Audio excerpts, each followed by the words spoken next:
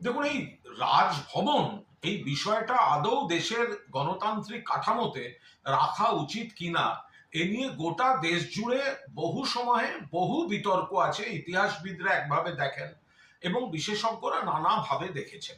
তো এখন এর সঙ্গে রাজনীতি জুড়ে মন্তব্য না করাই ভালো। কারণ এই পরিস্থিতিতে যেটা রাজ্যপালের যা যা ভূমিকা বা দায়িত্ব, সেটা সংবিধানে নির্দিষ্ট করে দেওয়া আছে। এখন বিজেপি চেষ্টা করে যে তাদের সময় তাদের নিযুক্ত রাজ্যপালদের উপর চাপ সৃষ্টি করে বা প্রভাবিত করে তাদের দিয়ে রাজনৈতিক উদ্দেশ্য প্রণোদিত কিছু পদক্ষেপ নেওয়াতে।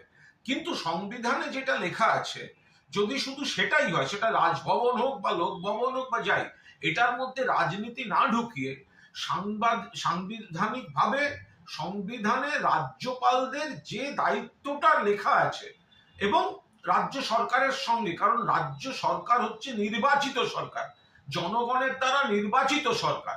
আর রাজ্যপাল পদটি সারা দেশেই মনোনীত পদ, কেন্দ্রীয় সরকার রাষ্ট্রপতি ওখান থেকে পাঠাচ্ছেন। ফলে এইটা যদি সীমারেখাটা লঙ্ঘিত না হয়, তো তাহলেই ব্যাপারটা সংবিধান অনুযায়ী থাকে। এবার বিজেপি সেটাকে দিয়ে রাজনীতি করাতে চায়, তাই ব্যক্তি রাজ্যপালরা বিতর্কে জড়িয়ে পড়েন।